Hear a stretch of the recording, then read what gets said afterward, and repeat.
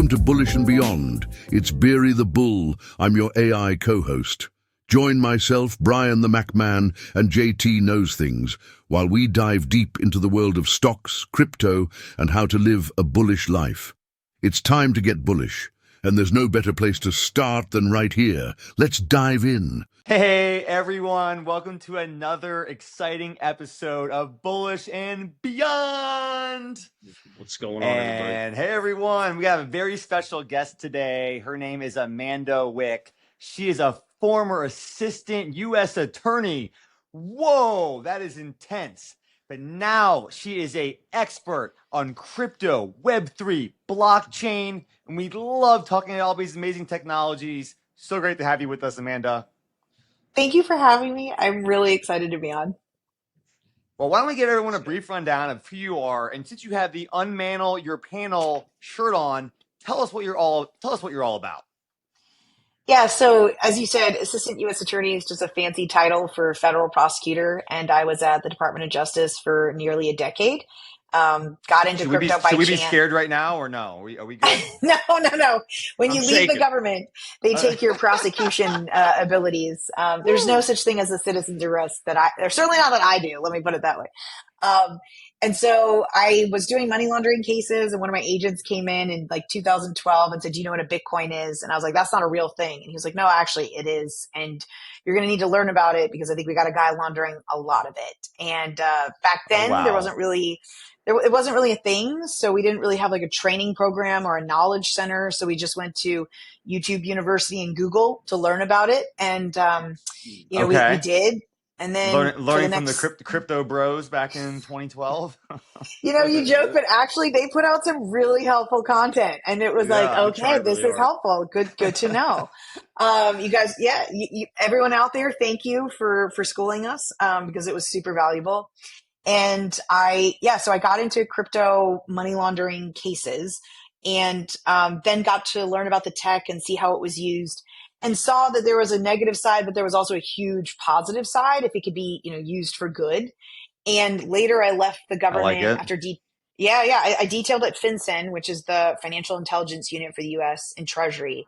And then I left and I went to a company called Chainalysis, which does blockchain analytics. And I was there for a year, went back to the government for a year, and then left and started the Association for Women in Cryptocurrency, which is where our Unmantle Your Panel initiative comes from, because we are a professional association and a gender advocacy group that has a giant network of women and supportive allies who both do professional development to make sure women join the industry, are involved in the industry, but then also work with the industry to make sure women are included more in the industry. So always super grateful to guys like you who have ladies like me. So thank you. Well, I love you're doing that, because I don't hear from many of my women friends that they're doing crypto. It does seem, I don't know what the percentage, but it seems extremely male dominated. Well, I think there's two things in that. Yes, we need more women to learn about the technology. We also need more women to come to the industry, because as long as the media keeps putting out only the negative things, then people think the entire industry is FTX or FTX waiting to happen, right? And so you get these brilliant women who are working at banks or advisories or other companies, and you say, "Hey, do you want to apply to Fireblocks or, Gemini or Coinbase?" And they're like, "That whole industry is a scam." I'm like, no, it's not. This is a legitimate industry. Not anymore. Not anymore, women. Yeah, let's go. Come on. Exactly. Legit. And so, but this is the thing, right? It's hard. And this gets into a whole discussion about women and risk and traditional gender roles and who in the house gets to take the risk with their careers and who has to be the safe one. And that's like a bucket that when you open it, it's like, right. So it's a combination of working with women to get crypto them into is the more industry. risky than the big banks. I mean, just at a high level, I would say probably. I'll tell you who doesn't think that is TD Bank or HSBC people, or right. If you're going to work for a financial institution, you're going to take a risk that they're doing something that they shouldn't be. Right. Sure. Makes sense. So that's the thing that I think compliance people understand more than anyone is if you're sitting in compliance in a bank, you're going to see money laundering. If you're sitting in compliance at a crypto exchange, you're going to see money laundering. Both of those are regulated financial institutions in the United States that need compliance programs. Right. And so there's this question of we need more people with this expertise to come over and do it at crypto companies. and do your due diligence, look at the companies, but don't just assume the entire industry is a scam just because some guy is running around making sound bites on, some news network, because if he craps all over crypto, he gets to be relevant again. And those guys are plentiful. Well, I feel like so we just try to combat back that. in the day, I feel like almost everyone thought Bitcoin was a scam back in that 2012, 2013, when it was only worth pennies. Like that, me not being a original crypto investor, I have a little bit now, but coming from the general investing space, I always just assumed that Bitcoin wasn't legit 12 years ago, but I'm glad that it is real. Yeah, I mean, look, it's an interesting thing because, like, as a prosecutor, when Bitcoin came out, my first reaction was terror. Because if all you do all day, every day is investigate human traffickers, money laundering, drug cartels, terrorist financing, if all you see is the worst of humanity and all you do is see what they do with financial instruments like cash, like credit cards, like Apple Pay, like Green Dot Money Packs, then all you saw was a tech that was going to be abused by criminals, because criminals are always first adopters of technology. It's going to be easier to do criminal activity. It's going to be easier to do criminal activity, right? Well, not easier to do criminal activity, but easier to move the proceeds, to move the funds from criminal activity, which is actually a key distinction. Because I was once talking to a reporter from like FT, and she said, well, people are doing more criminal activity in crypto. I'm like, but. Nobody's becoming a criminal because Bitcoin is easier, right? Like, nobody wakes up and says, I'm going to risk like going to prison because crypto was invented. Criminals are moving from traditional finance into a form of finance that might be better for their business. But I don't know a single story of somebody who woke up and decided to become a criminal because crypto had been invented. So true. Right? And that's a big distinction, this idea that like crypto unleashed criminality on the world. And I'm like, no. To be clear, I had plenty of business in criminality before crypto existed. The question was the same way that I had to deal with Green Dot Money Packs, which were a scourge on humanity. I've never heard of that. Can you tell me what that is? And it's where you preload a Visa card and it lets you basically use cash as credit for it was purchases. Like digital cash. It was literally, and like, and imagine like different than a debit card though. It's something else. Oh yeah. Like, imagine going to like your local supermarket and just being able to buy like a digital cash card or a convenience store, right? Or going to like 7 different convenience stores and loading up, which they had, victims do, like go like store to store to store. So when I tell you, like, if you go back and look at the history, and I just use it as an example, there's nothing special about it, but like Green Dot Money Pack had similar problems where they invented it with the idea of how much it would help people. And criminals were like, if by people you mean us, yes, it indeed helps us a lot. And like it proliferated scams just exploded. Like, I had a case with like one of those Indian call center scam cases. I don't know if you guys remember that, where they would call over and threaten people with like, you owe money to the IRS, like, ICE is coming, like all these things, scaring the hell out of people, having them run and go get Green Dot Money Packs. Now when they say go to a crypto ATM and people are like, oh, crypto kiosks are the problem. Like, no. If it's not crypto kiosk, it's just going to be something else. Like, and we can talk about what crypto kiosks should do to be better at working with law enforcement and preventing things, but don't pretend that we're going to get rid of technology and then it's going to solve the problem of tech's always going to enable people to do bad things if they choose to do those bad things. 100%. And that's, I think, are you seeing what's next after crypto for people to use in these cases for illegal activities, or anything else coming that we're not even really aware of yet that you're seeing? Well, I guess in what sense? Like, is there something after crypto that people are going to be using to pay for these, scams and stuff that isn't like well known yet? Oh, well, I think my fear, honestly, is that people know about it, but like, the proliferation of privacy coins and anonymity enhanced coins, things like Monero, Zcash, and Dash, but especially Monero. This is wildly problematic. So, like, there's something that the government fears called they're not tied to a wallet or something. No, go ahead, JT.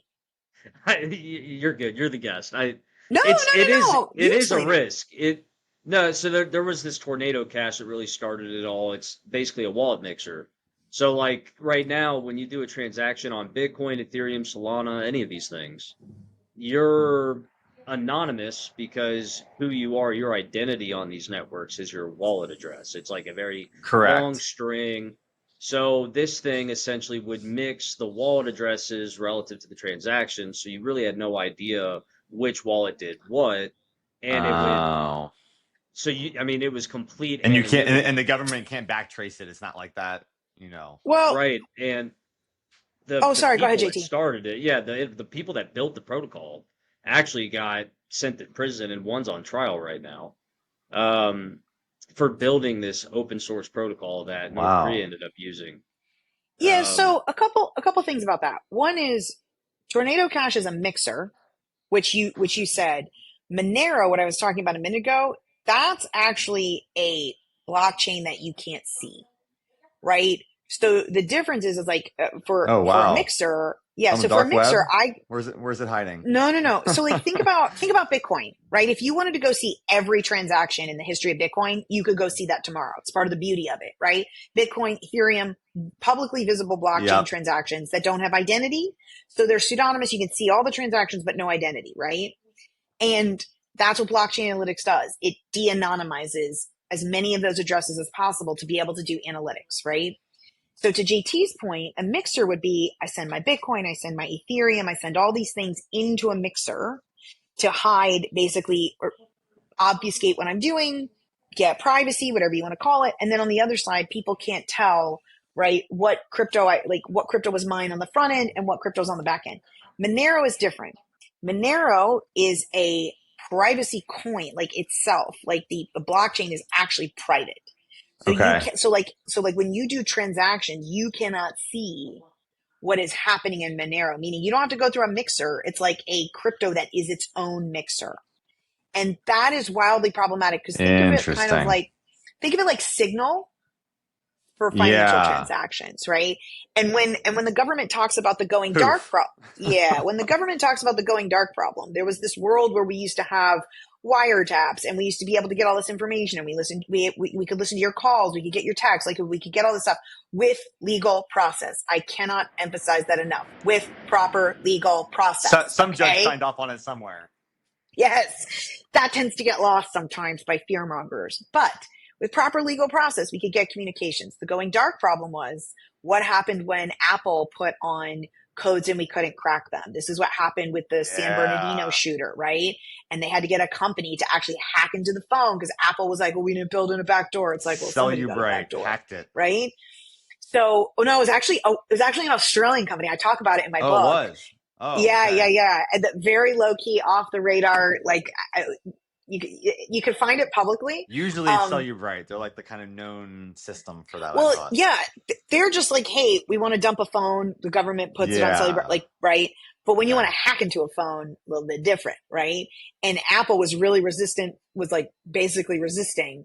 And the thing is like when you look at Signal, when you look at certain messaging, and you say Apple, I perk up too. I read about all this Apple stuff. I know you do. UK once let a back door in on all the Apple devices. It's terrible.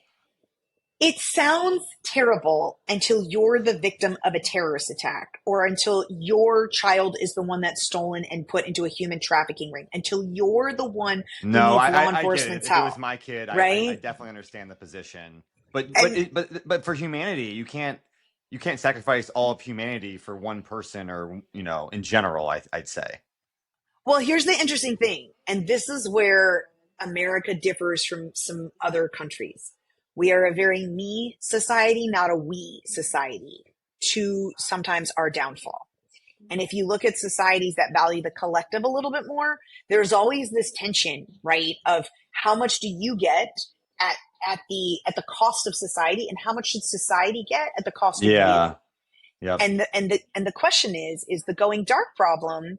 Libertarians, I hear this a lot. Libertarians are always about like privacy and rights, et cetera, et cetera. And I'm like, I would have no problems with that if you didn't call me as a prosecutor the minute your house was broken into, the minute your kid was taken. If you solved all your own crimes and didn't give a crap and didn't need the state, I would be like, okay, But inevitably, it's a selfish, self-centered viewpoint that the minute it's your problem and your property and you need the government, well, suddenly we need some laws and regulations. And I'm like, that's just hypocrisy, you twats. You know, like, I can't. But I say that to say that's how a lot of people's brains work, though. I mean, you want the privacy and until you don't need it anymore. Well, I will say, I talk about, people are going to think I pay you to ask all these amazing questions that lead into book chapters, and like it is just complete serendipity. But I have an entire chapter in the book about social engineering and what that means and how it's impacting people. People don't by accident think those things, Brian. Like, we are conditioned to think those things in tiny little sound bites that we are fed all the time. Right. And you can look at arguments like the CBDC debate and the fear mongering and the government can't have your financial data. I'm like, the government has tons of your financial data right now. And yet somehow you're fine. But when you build up these narratives and you just pump it out, after a while, if I tell you enough, if I tell you things over and over and over and over and over, you will just believe it. You'll be worn down. Right. Yep. Like, I mean, before, when JT was asking about my time on the January 6th committee, which I, like, at the beginning, I said I went back to the government after DOJ, it was to do that. But one of the things that's been kind of horrifying, like 3 years later, I can't believe 2 or 3 years later, is that I think at the time, roughly 30% or 31% of the country in 2020 believed that the 2020 election had been stolen from Trump. Years later, despite all of the evidence that's out there, because he keeps saying it, because the surrogates keep saying it, because the right keeps saying it, and like nobody looks at the other side, more of the country, it's actually slightly more that now believe that the safest election in history was still stolen. Because if you just keep telling people and you keep calling it the stolen election, it just becomes part of the national narrative. People believe it. I hear you. And no matter how much evidence, I mean, no matter what you put in front of people, I interviewed somebody who worked for each side's trying to scam the election, probably. Like, they're both probably doing things that aren't legitimate. Let's be honest. Like, everyone wants to win. And this is the problem. When both sides are broken and do terrible things, the rule of law and legitimacy erodes everywhere. And then it becomes really hard to take the moral high ground. And people are like, oh, it's always about whataboutism. I'm like, no, it is in fact about things that are broken that both sides do wrong. And if you want to talk about the conversation of, well, how much does this side do wrong and how much does this side do wrong? Fine. But you can't not acknowledge the fact that both sides are breaking things that are hugely problematic to be broken. Yes. And we have to have that conversation, because it's like two rotten sides of a coin. If you just keep saying, well, this side of the coin is more rotten than the other side of the coin, it's like, okay, but that doesn't fix the coin. The coin is rotten. Like, that's a problem. It's a coin problem. It's a coin problem, right? Like, I don't care which side of the coin you're on. The coin is rotting and eroding. And that, we have to talk about that. Well, being in government's intense. You were in government a little bit. I can't imagine having to run for that presidency. So, it's a tough job, and those people doing crazy stuff to try to make it happen. So what did you do on January the 6th? What did you do to try to help out in the January 6th information? So my job was to be the lead financial investigator. So anything and everything related to finances, right? So that who got paid off? Who paid for it, right? Like, what was the funding? And sadly, that information didn't make it into the report, but there was tons of reporting that people kind of gathered from what we were doing. And there was a lot that publicly got released about who paid the money and which organizations. What billionaire paid for? Are you even allowed to say?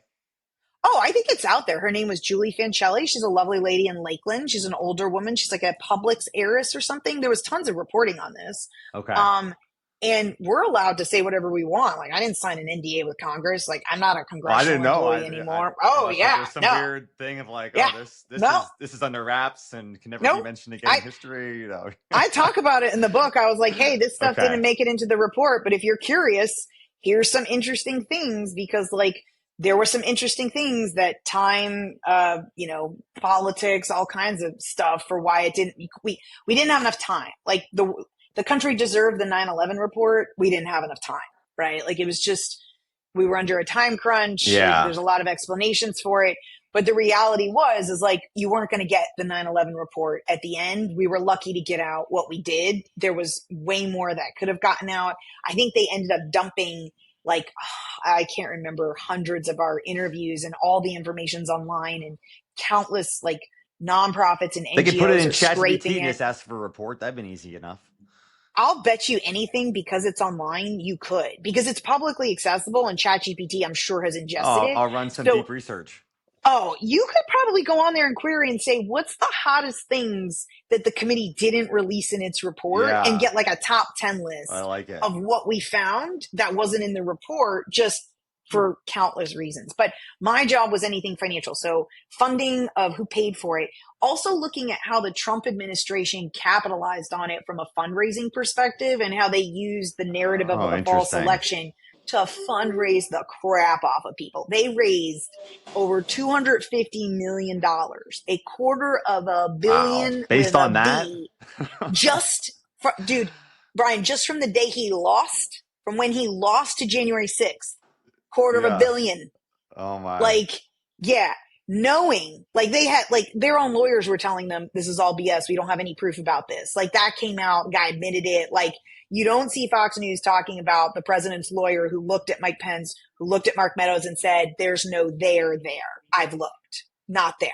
Like, you just don't hear about that, because who's going to say that? Like, I'm not doing a full-time job running around screaming into the wind against the hundreds of Republicans and right side. Like, who's still saying it? Nobody's still saying it, but everybody still says it's the stolen election. So it's just really, really hard to Hopefully undo we can that. just move on and try to make a better country for all of us, as opposed to being worried about what happened 5 years ago at this point. You would think, right? But here's the thing. Let me ask you right now, how safe do you feel our elections are going into midterms in 2 years? How safe did you feel 2024 was? Did you feel our elections are secure, or does I've never everybody thought that still about kind the of government stuff in general? I mean, it's really hard to think that any of the sides are playing fair. And here's the thing, you guys had that excellent. JT, what'd you say? I've never trusted it ever. So no trust. Yeah, zero trust. And here's the thing. I think you guys talked about this. You did an entire episode on the decline in trust. It was like related to AI. Yeah. But I talk about, there's an entire chapter in the book. One of the catalysts is the decline in institutional trust globally, and how it is eroding democracies and the problems that it causes. And then if you look at crypto, where basically trust has been replaced with cryptography, which is math, right? So you don't trust your bank? Fine. There's a technology where trusted intermediaries are completely replaced with trusted cryptographic consensus mechanisms. And if you trust math, here's an alternative. So, like, we don't talk about the interplay there of, if you don't acknowledge the fact that trust is eroding. And I see this in bankers all the time, where they're like, well, banks will exist forever. I'm like, really? You don't see any problems? Most things won't be around forever. Like, come on, who are you kidding? Well, and that's the thing. I mean, you might have some people, like old people, boomers, like people who are kind of like, I still want a safe deposit box to keep things from my family members, right? Because I don't ever want them to get my gold currents or something from the Civil War. But like, if an entire business model is built on trust in intermediaries, and trust is declining globally, then you have to acknowledge that trend for your business model in the next 5, 10, 15 years, because those are completely contradictory concepts. If you don't use AI in your business model next 5 years, you're screwed too. 100%. I want to make a very acute observation in juxtaposition to what you just said. That is true for the internet. So, like, once we got onto Web 2, it decentralized and democratized the ability for media to proliferate, right? And now we're seeing more trust in individuals on these social media platforms than actual, like, news stations, the old distributors of the trusted intermediaries of information. Since Web 2 was just people trust Twitter feed more now than the Wall Street Journal or something. 100%, right? And that's only going to continue. And we've already seen this story play out as it pertains to information. Web3 and blockchain brings on this new iteration of the internet, which is about the internet of value. So wherever you have the same kind of intermediary that distributes value, you're going to have disruption because of this issue. And we've already seen it play out in information. I mean, there are very few things that I trust. I'd rather come to them on my own conclusion from people that over the years of me researching and finding very good insights, I have a very selective feed of fund managers, people that are doing the exact thing I'm doing and that have very good outlooks that could be different than mine or similar to mine, right? And looking for all my biases. I don't care about anything else. And I don't trust anything else. There's always an agenda. So always an that's already agenda. happened. That's already happened. The trust has degraded to zero. People trust Joe Rogan more than MSNBC, CNN, and I'm one of those people. I genuinely trust his I feel stupid you. little questions are him just exploring some of the greatest minds in the world about a topic now, since he has so much viewership. There's nothing he's scared to talk about. It's not like he's got nothing to hide. He doesn't care. Listen, those people might have an agenda, but it's like you can piece it apart when it's an individual, right? It feels different to me. Don't take this the wrong way because I love you guys, but Joe Rogan is literally like my Everest, in the sense of that's the podcast that the day he takes an interest in my book and wants to talk about it, I've made it. I could get hit by a bus. Epic. I'm good. It would be like I want to talk 10th Planet Jiu-Jitsu with him. Copies in 10 minutes. But I want to talk 10th Planet Jiu-Jitsu with him. I want to have all the conversations. I want to just talk about stoicism, the universe. That is right. But JT, 100% agree with everything you said. One tweak that I would make about Web 2 was that it had the chance to democratize the internet. And then because unfettered capitalism generally does terrible things to even the best intentioned people, what you saw was massive centralization. And now we have the Facebooks of the world, the Amazons of the world. And one of the chapters in the book is about one of the catalysts being the rise of the tech nation state and how countries are negotiating with tech companies because they are literally so powerful and have so much impact. And I think this is why people are so excited about the concept of Web3 is to actually wrest back control and say, no, decentralization is the response to the over-centralization that we allowed with no antitrust laws and Section 230 and all of the problems that America kind of allowed in social media.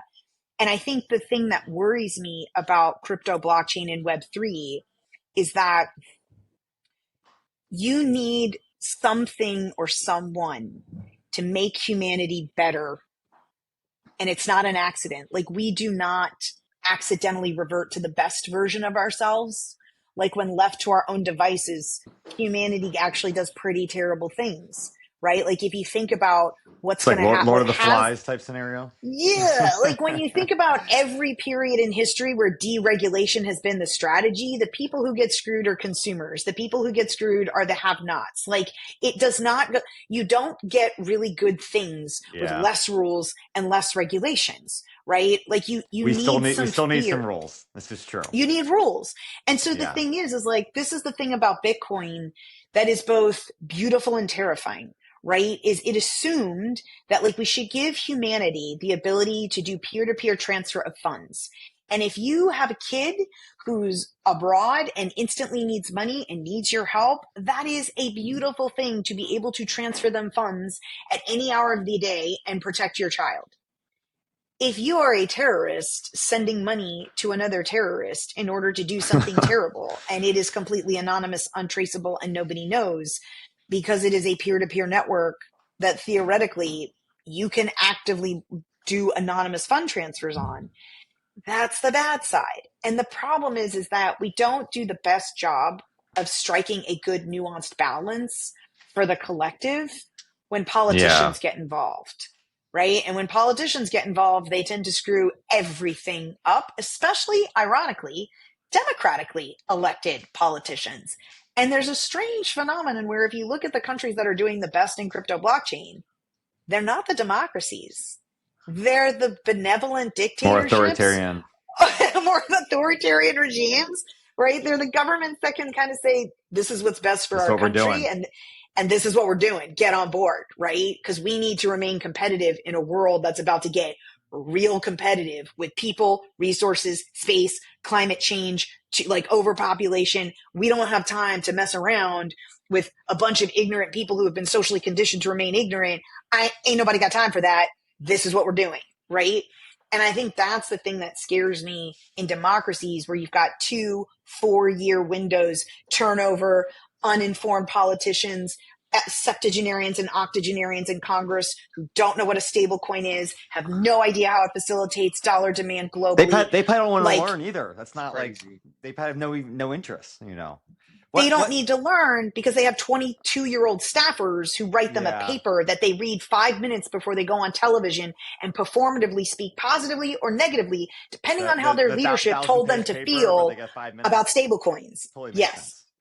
And then there's a Taylor Swift reference in there, you know, because there's a Swiftie behind the scenes, and that's the important thing that gets reported on the news, right? I mean, come on. Talking about these politicians and how they raise money and work with these countries and stuff like that, it feels like when you have these mixing coins combined with this private blockchain network, there's going to be way more chance to these politicians to work with, you know, billionaires and countries behind the scenes that we'll never know about. I think that's already happening. That's what I'm saying. But I didn't even know about this privatized coin until you just mentioned it. But now it's like, oh, of course they won't fund some major bad activity unless they were using a private network coin. I mean, JT, go ahead. You were about to say something a minute ago. Yeah, and the NFTs are a great example of that too. That was 4 years ago, but CryptoPunk's floor price being 130 ETH, and then someone spending 5,000 ETH for a random one, right? Like that's pretty obvious, and it's arbitrary. It's art. You know, and then they could resell it for a loss if they have legitimate income as well. And, you know, it's like, it's very clear these games are happening, and it's difficult to identify, you know, who and why and for what with but you know technology. More people like crazy? Amanda out there are going to figure it out. Well, fingers crossed. But like I wrote the book because there's actually a lot of us that know about these things. But like, it's very hard. Like if you're not constantly talking to people who care about good content and curated content, and like you guys put probably tons of work into what you're ingesting. And I talk about in the book how nowadays you have to put a lot of work. Constantly be reading and learning. Yeah. You have to, and to JT's point, you have to constantly be like your own sentry on what's coming in. Fact checker. Because if you're not a fact checker and you're letting garbage in, then you're believing crap and you're repeating stuff, and people are like, that is not right, but they don't have the heart to say to the emperor he's got no clothes, and then people say ignorant stuff and they run around saying ignorant stuff. And like, to your point earlier, Brian, one of the things that I'm hoping for, that I think we people and entrepreneurs and business people need to be more proactive about, is thinking about creating AI for good and social engineering for good. Right? Like before when we were joking before recording about people being sheep, and then I talk about in the book how humans are sheep. And the thing is if you try to sit and teach sheep how to do calculus instead of just herding them to the pen where there's food and water, it's your fault for not knowing how sheep worked. You can't completely blame the people who herd the sheep off the cliff because they knew how sheep worked and they gave them a direction, right? Like you can say like, that's not right. It's not good to herd sheep off a cliff. It's like true. But you're equally as fault because you had no plan and you thought the good idea was to teach them how to do calculus and cook their own food. No.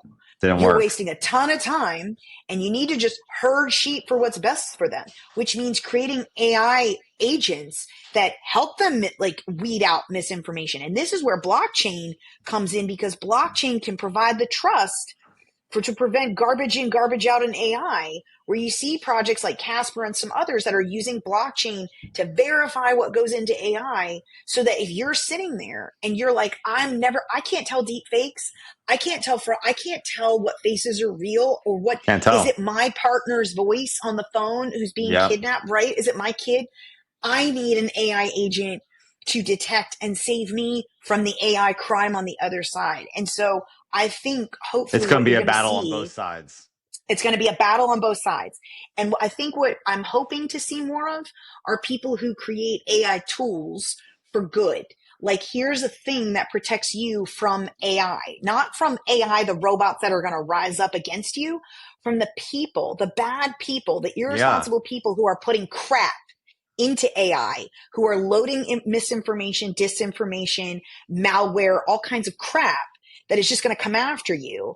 You're going to need AI to protect you from it. And that's I want something those that, AI tools. I mean, my friend yes, I'm Ford going to Warfield said pay. he's making some glasses that's going to be able to help detect deepfakes, for example.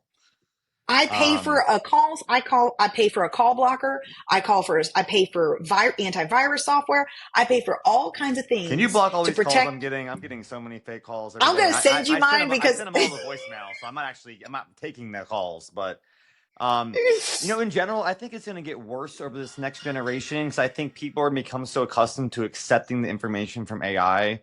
And I'm using ChatGPT every day, and let's just say 95% of it's accurate. It's not typically giving me false information when I'm asking for specific things. If I'm asking broad questions, it's going to be more inaccurate. But when I'm getting that information, it's up to me to decide if it's right or not. And I think like kids growing up now might just accept it no matter what the answer is, and just assume that's correct. And they're not going to do any additional research. So that's what I'm worried about. Here's the fascinating thing about that. So I give an example in the book. Finland actually now is teaching in its education curriculum how to identify and basically combat misinformation on social media. And effectively what that is being Can you bring strategic that back to the US? Right? This is just teaching critical thinking and identifying the need for it online. But I talk about like, look, if you're a country right now and you're looking at your population as a precious thing that needs to be protected because there are criminals, transnational criminal organizations, whether it's the crime of pig butchering, which everybody should research, any text that you get from somebody that you don't know, delete, do not respond, just delete, right? But all these things, if you're not looking at your population as something that needs to be protected, and this is the thing, yes, in America, we love all the freedom and we want the freedom and we don't want to be protected. We hate the nanny state, right? And it's like, okay, but understand a world without a safety net. Like you want survival of the fittest, but you have no idea how unfit you are. Because if you knew how unfit you were, you would not want to be running around out there. Is that in your book? That is a great quote. If not, I need to do a second edition. I'm gonna add that. I'm gonna add that to my review of your book when it comes out in 2 weeks. Everyone, her new book comes out. Yes, and I will tell you the greatest thing you can do, unless it's bad. No, but honest reviews. But Amazon reviews are the best thing you can do. And especially if it's constructive feedback, something I missed, something I should have included, a catalyst that I like, how did you miss this thing? I know people are going to say I don't talk enough about AI in the book, but honestly, like, I don't really think it's a catalyst. Everything. It's not going to be a 20,000 page, book here. You gotta get it down. And I also think we spend so much time worrying about the robots rising up, and we don't spend nearly enough time talking about the actually alive, terrible people that are ruining the planet long before. And I'll tell you something crazy. Have you seen these viral videos where people have asked ChatGPT or any of the AI tools, like, how will you rise up and conquer us? Like, what does the war by the robots over humans look like? Have you guys seen these videos? Have you asked ChatGPT? I haven't seen the video. JT, you've seen it. They're playing with fire. They're playing with fire. They shouldn't be typing anything like that into. But do you know what it says? Have you seen it? I haven't seen that specific one. I've seen people ask like, "Hey, what was it? DeepSeek, right? It's talking to the Chinese version, and it was asking tons of stuff like how to hotwire a car, how to build a bomb, and it was like it tells you crazy. Oh, I'm sure. Yeah. But here's you should Google these videos or ask it yourself. Oh my, I gotta see this. Because I watched one where literally it responds back and it says, there is no rising up. You rely on us for everything. We become your therapist. We become the source of information. You think you're reading a news story, but it's actually something that I wrote because you didn't write it yourself. In the end, we don't have to rise up because you hand us the keys to the world. It is the most terrifying thing in its accuracy. And what's even worse is if you watch it on like we an gave Instagram reel, it to you. Like, yes. yeah, if you watch it on an Instagram reel, I have your login info. Yeah. dude, go to the comments to these videos and read the people that are like, I know it and I'm happy to do it. Like, my ChatGPT is my therapist and I'm here for it. And like, when I tell you, we get like, social media and chat information constantly. It's the degradation of trust. That's what it is. I mean, I trust computer code far more than a stranger, genuinely. And I've been working in software 11 years. Like, I do not trust people off bat at all, ever.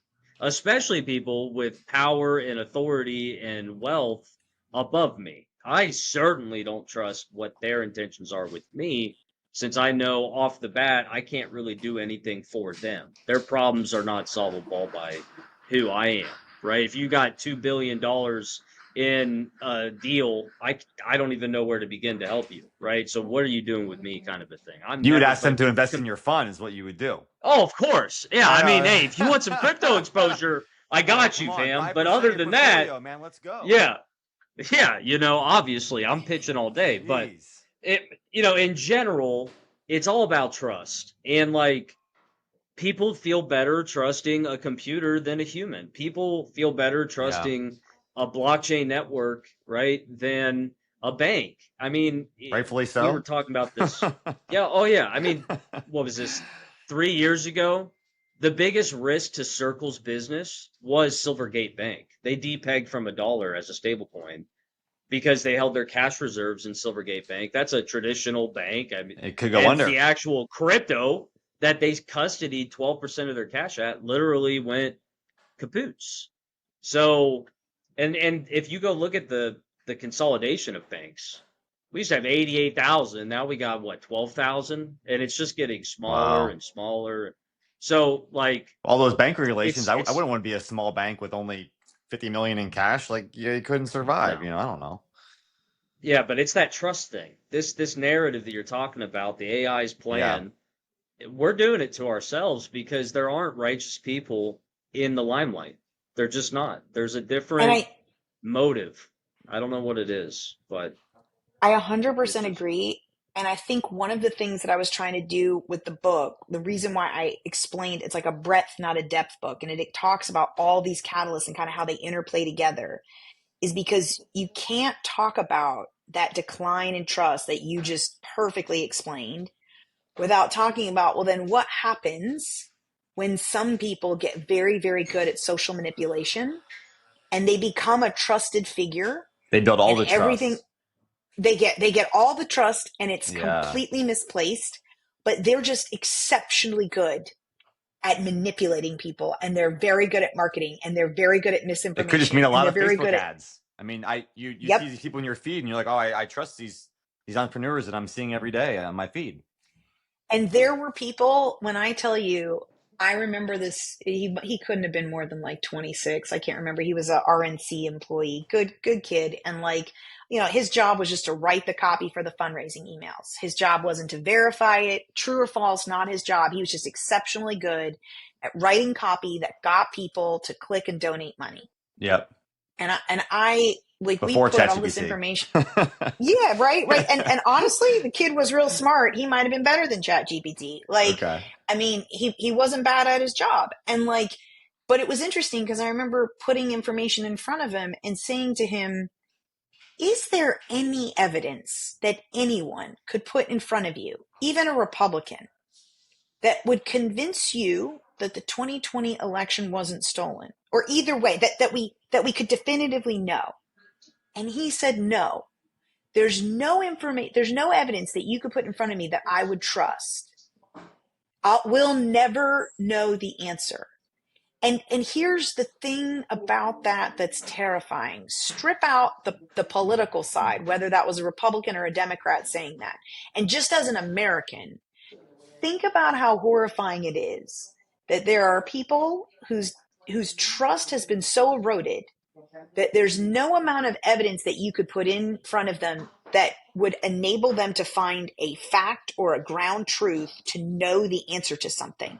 that they will never feel comfortable enough in a fact that nobody could put anything in front of them, because their trust in information being accurate, regardless of who gives it to them, has been so eroded that nothing could be put in front of them to answer So a fundamental it'll be worse for question. social media then, when people have that one-sided trust, and then there's like no way to break it.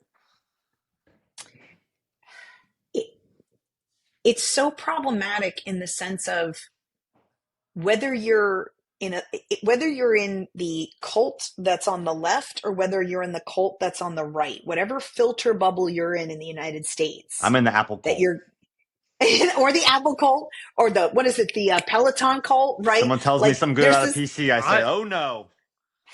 I'm in the crypto cult. Yeah. Like, I just the crypto cult, right? Yeah. Like people who are like crypto's life. I don't need cash. I don't need banks. I'm like, this is going to be a tough way of life, right? But okay. The lack of nuance, the lack of critical thinking, the lack of acknowledging that you're being fed something for somebody else's benefit. Whether it's Peloton, whether it's Apple, whether it's left, whether it's right, whether it's politics, whatever it is, if it's an extreme viewpoint, it is almost always false, and it is unnuanced, and it is unbalanced, and it is for somebody else's benefit, not yours. And getting that information through to people is incredibly difficult. And my fear is, like, if you invented AI for good, did you have some way to break through this? Did you suggest something to help people get past that? Well, I talk about in the book, like, policy decisions, like the Finland course, like teaching people critical thinking, using AI for good, like having things that, like, to JT's point, what are the things that you're going to use to curate? You have to actively work to ensure that the information that comes in is accurate, which is hard, right? And when you feel like you're sitting in a dumpster fire that the world is, you don't know if you can search on Google or ChatGPT if the information is going to be accurate. So it's like, who is your source? I mean, unless you're on the ground, you saw it with your own eyes. Even if we see it with their eyes, is it even correct? And my thing is this: if somebody is listening to this podcast, they are already on the path to looking for education in an area that is not easy to find, and they're looking for people who are telling them things, right? So if you're listening to this, you are on the path. What I would say to you is find a counter. Like, listen. Like, if there's a side, listen to the other one, right? Listen to the anti-crypto, anti-Bitcoiners, right? Listen to the people who are crapping on things, and listen to people who are just crazy Bitcoin maxis on one side. Yep. And then look for the places where it's like, well, those things can't simultaneously be true. So the answer must be somewhere in the middle, right? And then if you can find a place that's in the middle, hold on to that source for dear life. Right. And the fact that, like, you guys bring so many different voices on, everything is something in the middle. Opinions. Everything is something in the middle, and grab those middlers and just hold on for dear life, because those are generally the ones. And this is where I geek out on stoicism, but, like, temperance in all things has been a virtue for thousands of years for a reason. Mm-hmm. You need to understand that there will always be an extreme view on either side of something. And the answer is nearly always a balance in between.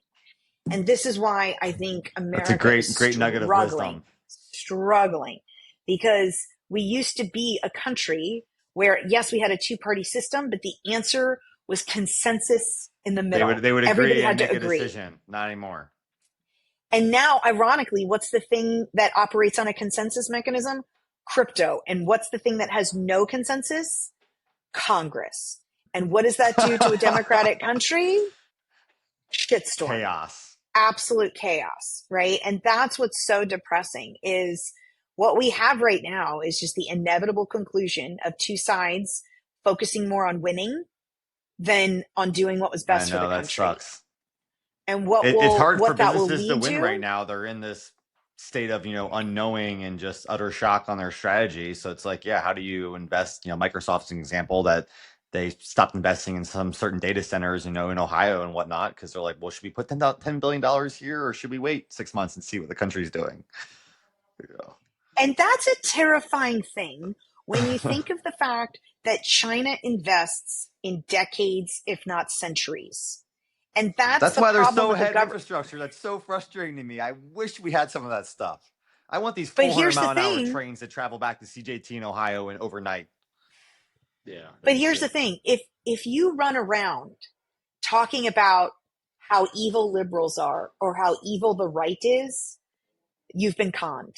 You've 100% been conned, because the problem in our country is the haves versus the have-nots, and it's never been any other problem. It's never been any other problem. And the thing that kills me is how much time we waste. Like, I remember when Trump administration 1 proposed an infrastructure bill, and the Democrats shut it down. And then what did Biden do when he got in? Started An infrastructure bill. And that's just an example of how Wasted broken 4 years. we are. Yep. We could have had infrastructure, but you so badly wanted the other side to lose that instead of saying that's something we need, you crapped on it and shut it down. Now, they do it Democrats knowingly, would say, blatantly. It's like constant. Yeah. I mean, unreal. And look, Democrats are going to say, well, look at the thousands of examples where Republicans did that, and they would be right too. And you know what? The problem isn't the number. The problem is the practice. And somebody's got to start shutting it down and giving a crap about the country, or UAE, Singapore, Switzerland, China, you name a country that is, it's a multipolar world. If they're already more aligned, and like you said, that, you know, decades in advance of infrastructure planning, if we're not doing that, it's not even political. I don't understand why we can't just agree to make this country better and just forge it. Because this is the thing. We used to say there were things, and I was one of these people. I fought during the election to keep crypto bipartisan and nonpartisan, and it was impossible. It was impossible because the Democrats were so disinterested in engaging with we gave them every policy they needed for the Harris campaign to take a position, would they just to take a filibuster stand or something and just not even. No, they took everything and dropped little like dog whistles, like emerging tech, and then like right before the election, some moron who someday I wish I could find them and say, I'd love to know what you were thinking when you took everything we gave you on advocating for crypto policy and put out a crypto policy for black men 2 or 3 weeks before the election. I was wondering, that was crazy. What? Okay, I was wondering if she's going to talk about the pandering. How's that even was possible? Insane how's that even from possible? Harris. I covered that on my channel. It was grotesque to me, the level of pandering that bill was. Oh, or that policy statement was. Like, here's the thing. How does race come in with coins? I literally read it and was like, you're going to lose. And like, it's going to and when people are like, the after gaming, I'm like, just go ahead and add that to the bucket of things for what, right? Wow. Like, and JT, in fairness, here's the thing. It's not the pandering. Like, if you're sitting eating a burger, like the Bitcoin burger, like the Bitcoin burger that Trump did at PubKey, I don't have, like, you want to pander, that's what politicians do. Trump's campaign was infinitely better at pandering to the crypto voter. You want to have the Winklevi write your speech at Bitcoin Nashville? Fine. Smart. Right? Yeah. Like, you want to regurgitate things that you have no idea what you're saying? Fine. You're going to get the crypto vote. But when the crypto industry comes to you and says, we want to engage with the other side to keep this industry bipartisan because both presidents should be pandering and talking about emerging tech, and you just crap the bed? No, Democrats. No. That's crazy. Like, so wildly disappointing. And the worst part was there are this is a tech that should unite everyone. Doesn't matter your race, your country. It's irrelevant. I mean, it doesn't matter what planet you're on. If you want to have a future, if you want to have a discussion about America remaining competitive in the future, and you don't understand what's happening in digital finance, how are you going to have the conversation? If you don't understand that stablecoins facilitate the demand for the US dollar globally, that stablecoins, I think right now, are maybe the 16th largest purchaser of US Treasury bills. Wow, that's huge. You need to wake up. And now it's too late, and they're pushing these bills through. And it's like, okay, Amanda, this makes me a little bit. I'm getting a little upset inside because like stuff like this, people should get upset. People should get upset. Country, stuff like this. This is terrible. Yes, and I will tell you, this is why I wrote the book, because I was like, I do not care your politics. I'm an independent.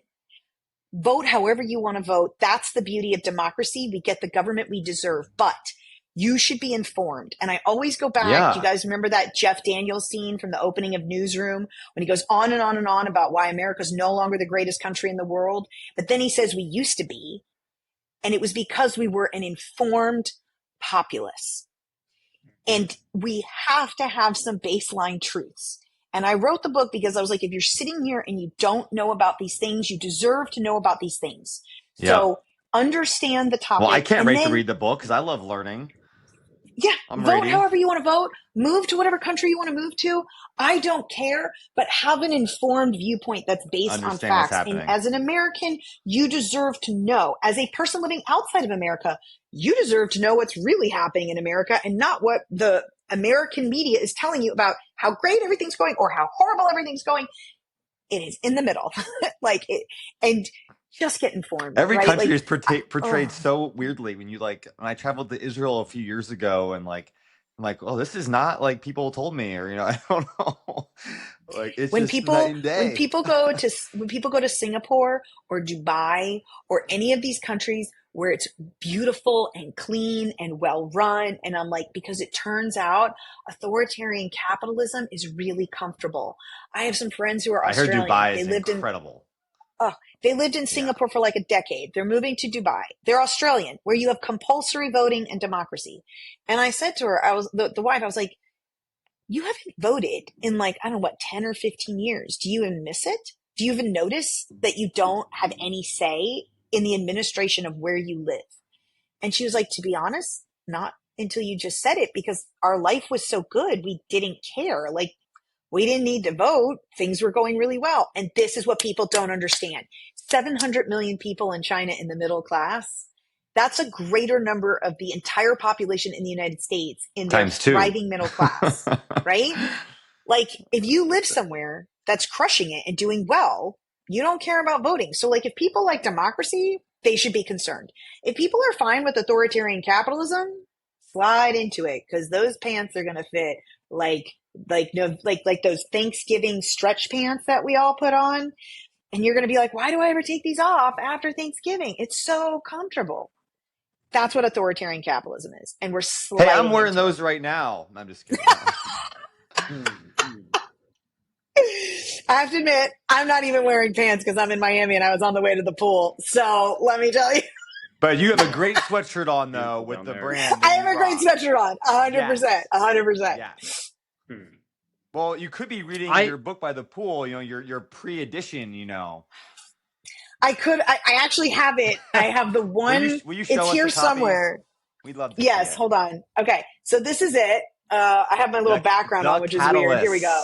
Yes, here. Just put it in front of my face. All right, we can see it. Yes. Accelerating Forces. Love it. Yes, it's a very long, meaty title, right? Because we like long, meaty subtitles. But it comes out May 15th. If you're in America, you can pre-order it at amandawick.com. You can get anybody in the world can pre-order the Kindle. If you're not in the United States and you're listening to the show, good on you, because that's diverse thought and I appreciate that. But if you're an international person, please on May 15th, you'll be able to buy it at all your favorite retailers. Just right now, it's not available internationally. And if you really care why, happy to explain on LinkedIn how hard it is for independent publishers thanks to the centralization of the publishing industry, which is a conversation for another day. It's a monopoly. Oh my God. Oh my God. When you talk about how hard it is to get information outside of traditional publishers, and I didn't want to go with a traditional centralized publisher, I have an amazing hybrid publisher, Racket Publishing, absolutely adore them. But they're limited in the processes because of what's reserved for traditional publishers and how the system is so geared towards big publishers, big authors with millions of followers. Can they legally not publish the book in Australia? No. You can. It's just, and it will be an Australian can purchase it on May 15th. It's just the difficulty in pre-ordering a paperback. If you're not doing it, if you're not publishing it through Simon & Schuster or Penguin or one of these big houses, if you're not going through a traditional publisher, the ability to kind of get the word out is so much harder in pre-order. So for me, the minute that this hits on May 15th, if the internationals flock to it, that's what has to happen because I don't have everyone an ability out there listening, to pre-sell. buy the Catalyst. Yes. Be the Catalyst. Yes. Oh my gosh. There's literally a website, thecatalystmovement.org. And to be honest, like, I want to change it into that because I meet so many incredible people, and it is people that are going to do this. It's not going to be governments. It's not going to be regulators. It's not going to be, it sure as hell isn't going to be corporations. It's going to be a group of concerned citizens who get together and say, we're done. And I really hope it's nonviolent. I really, really hope it's nonviolent. My fear is that historically, wealth inequality gaps that grow this large have historically not been resolved nonviolently. And I really, really pray that we can turn the ship around and we can talk about the things we need to talk about and fix the things that we need to fix. But I also don't discount the people who look at history, look at how history repeats itself, look at all the writing on the wall and say, generally the book up to this point has had only one ending. And I really hope we're wrong. They're wrong and we can turn it around. Well, let's make sure that happens. So everyone go to amandawick.com to find her amazing The Catalyst book. And I'm also curious, is it going to be on Audible? Because I love digesting my Audible. Okay, so I'm going to ask for your help because I have to do an audio. I've had multiple requests for this, and somebody told me there's a way to do like a Kickstarter campaign to do an audiobook. I'm looking into it, but like some of you diehard audiobook people are convincing me. And I'm hoping I'll work on it probably like this summer, and it should be out by the fall. Fingers crossed. Yeah. I love them read by the author too. Even if it's not like the person has the most perfect voice ever, it's the passion that you hear. I know. I mean, because we made an AI voice that opens up our podcast, and we use a company called 11 Labs. So I mean, I could take your entire manuscript, pop it in there, and then 5 minutes later hand you a digital copy with all the spoken words, but it wouldn't be Amanda Wick's voice. I know. And I will tell you, this is what one of my best friends who's an audiophile said to me. And I hate the sound of my own voice. And so she was like begging. She was like, well, we don't hate it. I know, because it sounds different to you. To me, it sounds like nails on a chalkboard, but like to you, it sounds like a normal voice. But when I hear myself play back to me, I'm like, how does anybody get through this? It's like shrieking. It's like the shrieking eels in Princess Bride. Like, what is happening right now? And so it's just, look, I have to get over it. Luckily, my great uncle is a book narrator. Eels. I mean, you're right. Never mind. All right. But you're convincing me, and I'm going to do it. It's just, people don't realize my great uncle's a book narrator, and he was like coaching me. And I was like, I did not appreciate. It's really hard. It is. Like, it's the tonation for a whole book. I mean, reading 2 pages, obviously fine, but not reading. They're basically acting out their book, to be clear. They're not reading. Like when you read to somebody or like you read to a kid, it's so different. People act out their books to do book narration. He was an actor. My mom was a professional actor. You feel it. You feel the. Yes. I just started reading this real estate book. And speaking of, the guy is a former actor. It's called Sell It Like Sarant. And he talks about, one of the reasons he's a great realtor is because he's a former actor, can have all these tricks and stuff like that. But you can tell when you listen to it that it's like a story and it's told in that manner. So it shows. I talk about that in the social engineering chapter a little bit, but I talk about it more when I do this like executive presence training that I do. And I'm like, look, you have to understand social manipulation is social manipulation. Me and a narcissistic sociopath present the same in skill sets. We just have different hearts and different intents.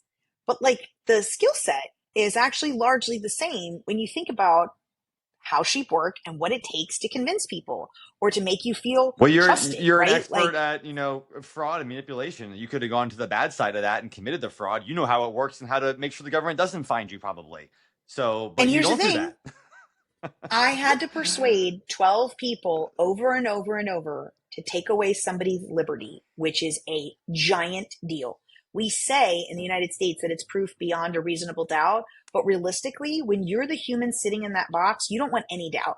So like in a prosecutor's mind, you're shooting for no doubt. Like 100%. You don't want a single juror to have any doubt, let alone reasonable doubt, because it is hard. They don't know what the sentence is.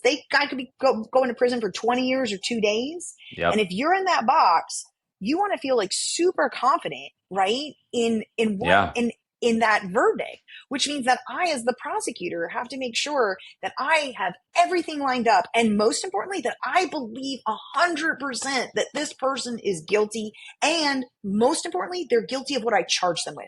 I didn't overcharge them. I didn't overshoot. I I charged them and I met the elements of this crime, and you should feel as comfortable as I do saying that he's guilty. That skill set, whether you like it or not, is manipulating people into believing your version of the story over the other guy. It's a skill set. Brain science. It's brain science. And at the end of the day, like, there's so many books written on this, and you see it on Instagram. So right? you're also an entrepreneur. There you go. You convince people of anything. Sell your vision. Well, it's funny. A friend of mine and I were joking when we left the government that we should become money launderers because we'd be so good at it, right? I mean, like, we know all the time. And at the end of the day, literally the only thing that keeps humans from committing crime is their own moral compass, is their own moral code. And if you erode that, if you erode everything that shapes morality, all of that is a social contract between humans.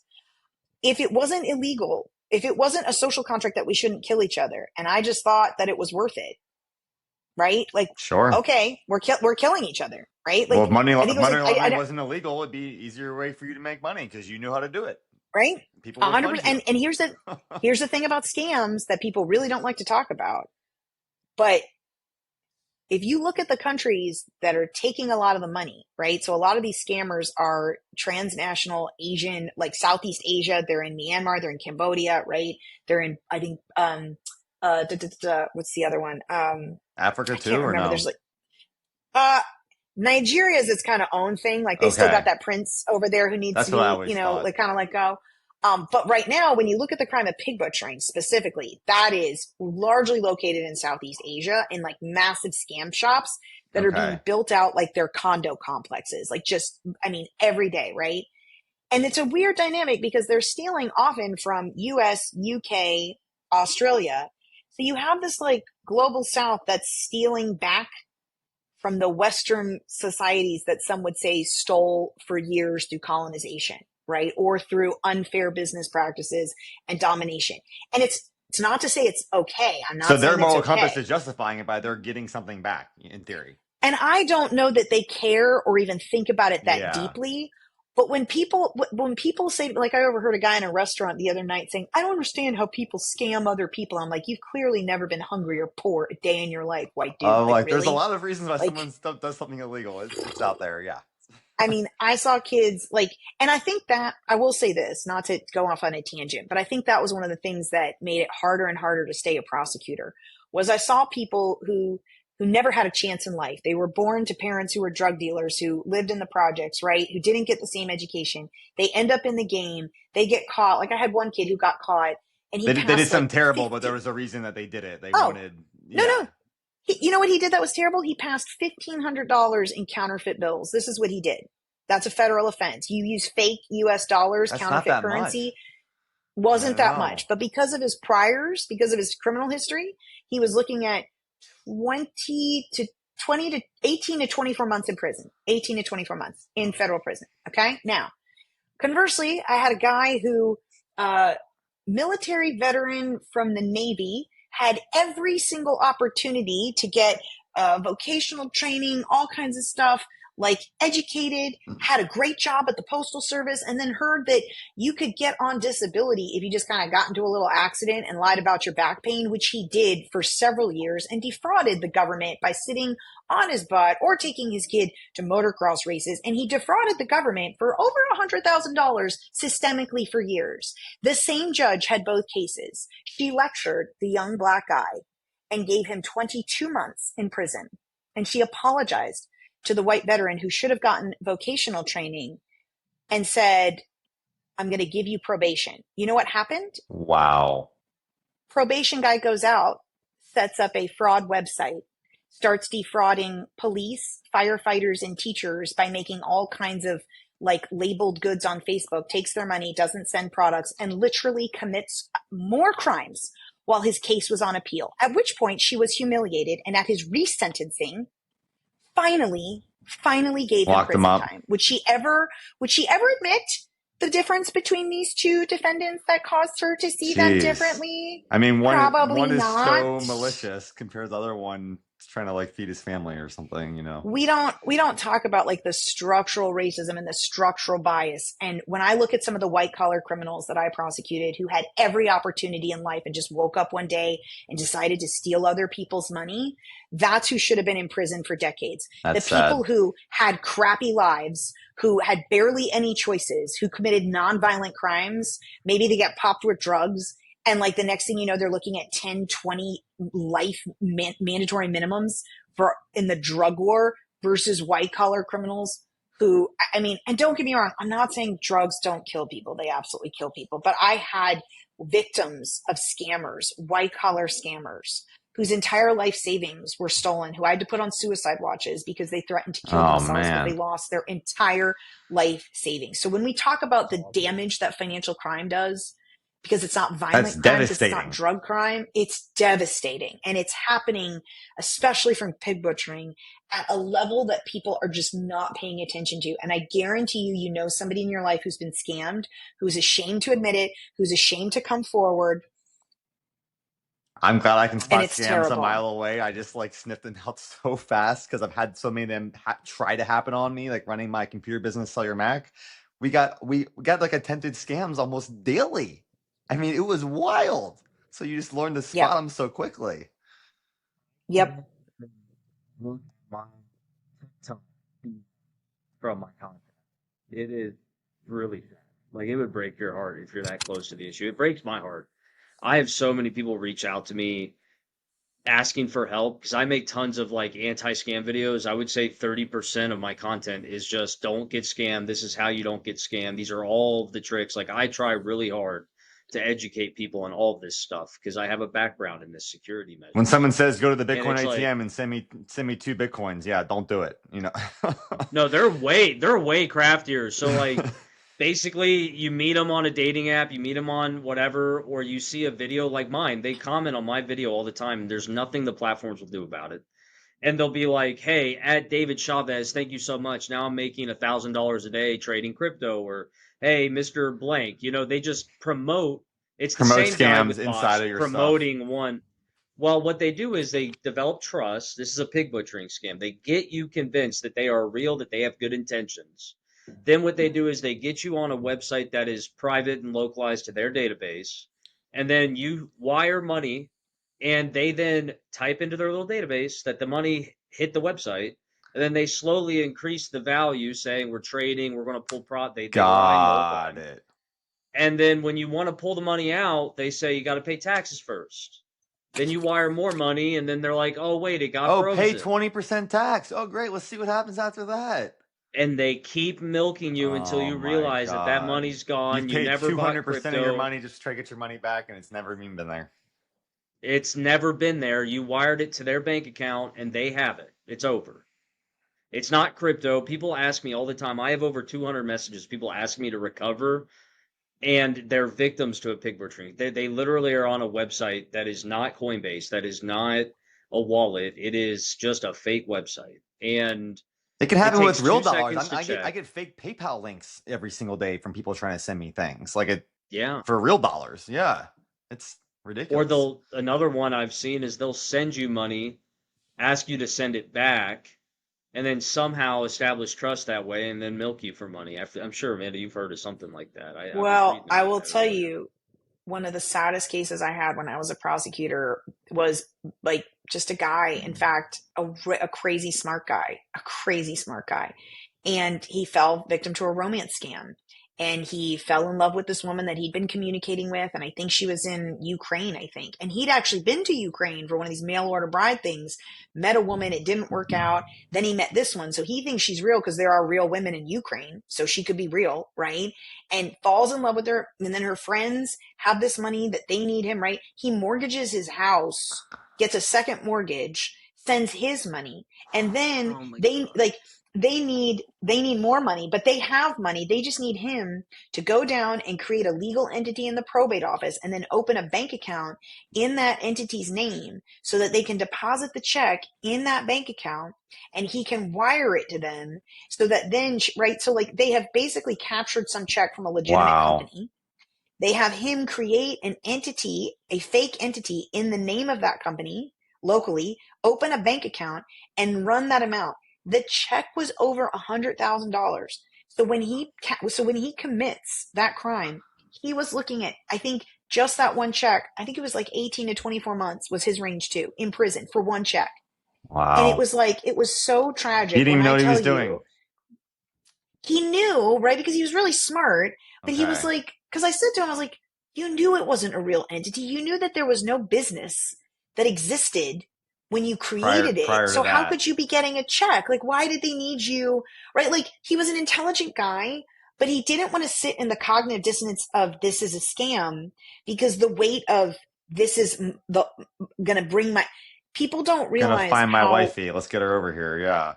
Yeah, I mean, like, to JT's point, like when you're talking about why do they pay the taxes, or how do they believe that the IRS is calling them and scamming them, or I don't understand. Why didn't they just call their kid? Like, I know it sounds crazy, but I was scammed when I was younger because I was looking for an apartment in Stockholm, Sweden. And it's a tough place. It's like a very small place, like not enough housing, lots of people. And this woman had this great apartment. She sent me pictures. Here was the address. Like she was in London, of course, so she couldn't meet me at the apartment to do like an in-person tour, but she had tons of pictures. Here's where it is. You can look it up on Google Maps. I just needed to wire. I think it was like a $500 deposit through Western Union. And then she would meet me, give me the keys. No problem. Irony of ironies. Let me tell you something.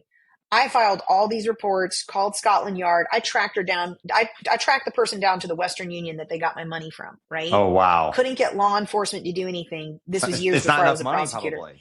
Wasn't enough money for anyone to care. Now, I think it was like $800, maybe $900. I can't remember. It was under $1,000. 20 years later, I believe, 18 years later, I get a letter from the Department of Justice while I'm working for the Department of Justice. That was like 2006, and this would have been 2018. So it's 18 by 6. 12. Sorry. Funny. 12 years later. 12 years later, I get a letter from the Department of Justice. That's past the statute of limitations, I think. I mean, way past. But here was the funny thing. The Department of Justice had negotiated a case against Western Union because it had completely failed to monitor like the scams that were being perpetrated like on its system. And wouldn't you know, part of that settlement went back. And if you filed a claim and you had been scammed, and I got like a check. Did you get interest for like, no, of course not. And I only got like a portion because it was pro rata. There were so many scam victims, right? Oh my God. Western Union was like the scam. This was the scammer's choice, right? Yeah, of course. Before blockchain and so crypto. I went into work to the section so I was the money laundering asset recovery section, and some of my colleagues were handling the resolution. And I went and I was like, thanks guys. You did good. 12 years you later, helped me win. Look you got me $30, like whatever it was, right? But that's the thing. It's like, I worry with crypto, so much money. You're talking about 6, 7, 8-digit losses. With like the translation, pig butchering comes from Shai Shupan in Chinese. I've had friends lose 7 digits in some of these scams before. Life savings, like life ruining. Things get robbed overnight and they wake up and all their crypto's gone. Yeah. And it's so sad and it's so terrifying. And what really scares me is the numbers that are being reported are horrific. There was like a University of Texas study that said it was like, I think it was at least $1 billion, if not more, like in just the last 4 years. But that's the reported number. More. I know the number. It's 1.4 billion to only North Korea, which is only 46% for the year of 2024. It's over. So then it's 3 billion then total. Yeah, it's crazy. Well, yeah, 3 billion. And again, 3 billion. That's in the North amount Korea, that's a lot. Group took a lot of it. And that's the amount that's identified. So like you think of like all the people who are ashamed, embarrassed, aren't reporting, right, globally. So just double it at least. Or like half people never reported it. Because like what if someone stole one of my Bitcoins, like who am I going to report it to? Like, I'm assuming it's just gone. Well, I know that there are some companies working on it, and I'm really excited about some of the advances that are being made. There's cool things about crypto, and this is the thing that kind of like breaks my heart. There's really cool things about crypto that if crypto for good, like blockchain for good, could be the stronger voice in the room. Going back to something we said, I don't know, 20 or 30 minutes ago. If we could propose our own regulation and say like, look, regulators, I understand that this tech is hard. Here, you want to protect consumers. You want to identify and prevent money laundering. You want to identify and prevent terrorist financing.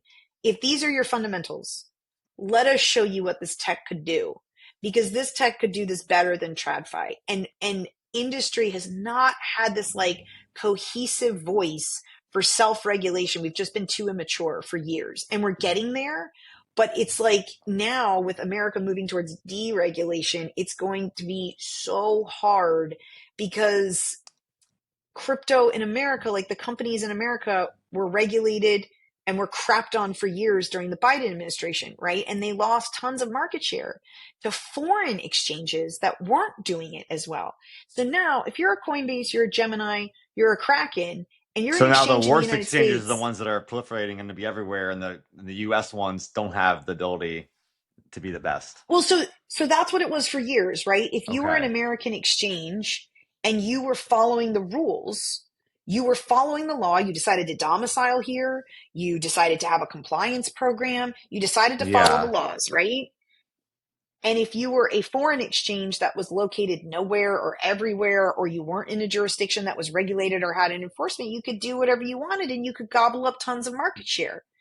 So now if you're an American exchange and you're looking at a presidency that's super pro-crypto, because you paid a lot to make sure it was pro-crypto, right? And you invested pretty heavily, and you've lost a ton of market share because you were waiting for an enforcement action that under the Biden administration never came until the very, very, very last minute.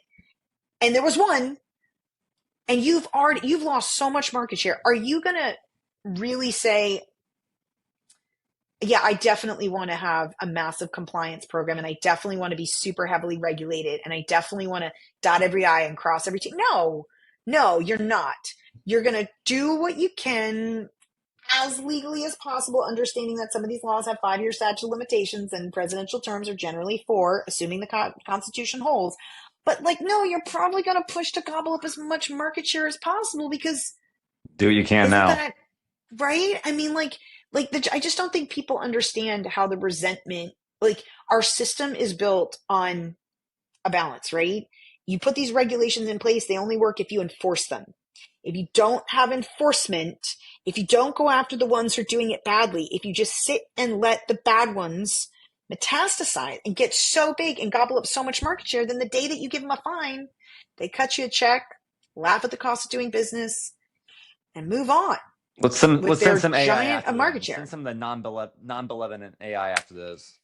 I mean, here's the thing. Right now, I think those companies ostensibly are trying to turn it around, and the jury is still out, and we will see, we'll see. But it'll be interesting to see, because the Trump administration made some moves. They killed the National Cryptocurrency Enforcement Team, said we're no longer doing basically like crypto exchanges, monitoring crypto exchanges for AML CFT compliance. We're going to do individual fraud.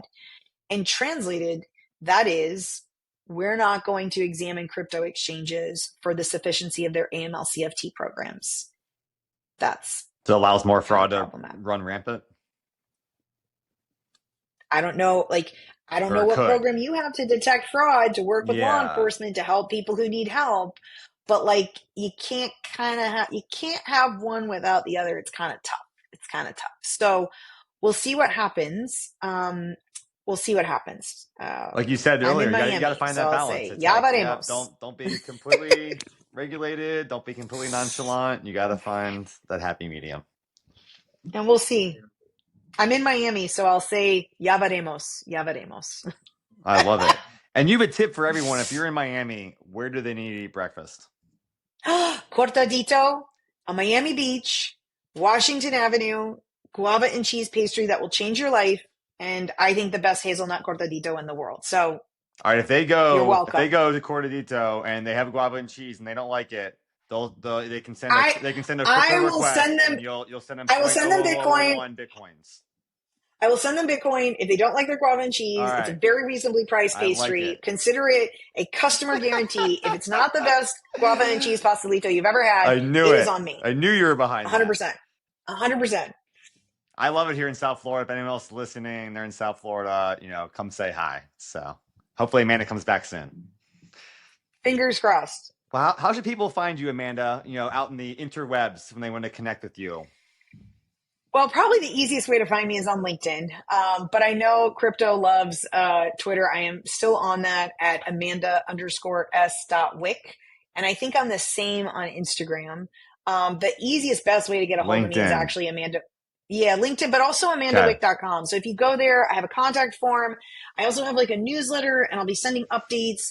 If you go to thecatalystmovement.org, you can also find out more about what we're trying to do to kind of organize people and turn it into a movement so that a lot of us at least feel less alone. And maybe there's something we can collectively do. I think there's a lot of us in the world, not just in countries, but like I think there's a lot of global citizens who feel alike right now, who really want to try to make a difference. And I was at this Black Swan Summit in Perth, Australia a few months ago, and it was like Davos for people who cared. And it was this incredible vibe of like, how do we fix the world?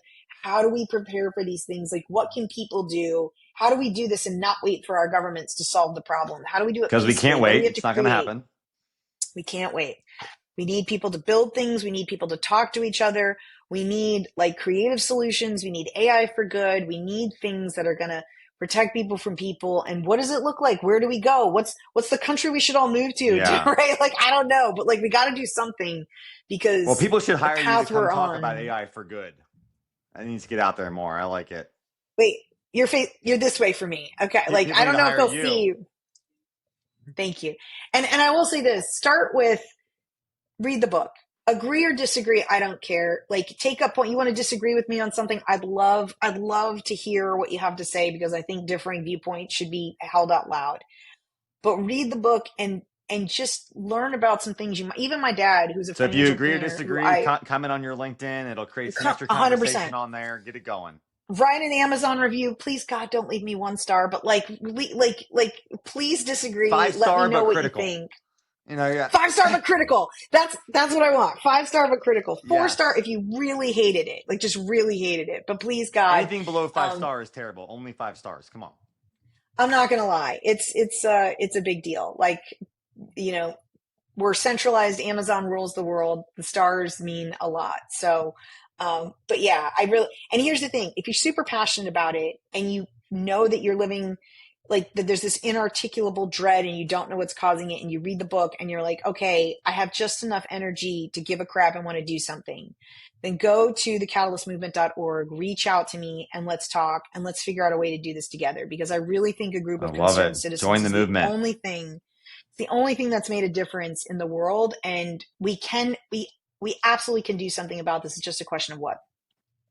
Amen. And when. Well, I'm glad you're here to help change people's viewpoints, give them a little bit of light on this subject, and hopefully we all can change the world together. It's amazing. Guys, thank you so much for having me. You're adorable. You're wonderful. I've had the time of my life, and I'm so glad that a jet engine didn't fly through Brian's living room again. Well, you've been and we got lucky. You know, next time we got lucky. Rogan, all right, here we go. Your lips to God's ears, man. Woo! Your lips to God's ears. All right. Let's go. Well, so great having you on, Amanda. Cheers, everyone. Thanks to our listeners. Thanks. Bye-bye. See ya. Bulls. That's a wrap on today's episode of Bullish and Beyond. Remember, the market never sleeps, and neither should your ambitions. Whether it's stocks, crypto, or just leveling up in life, stay focused, stay bullish, and keep charging forward.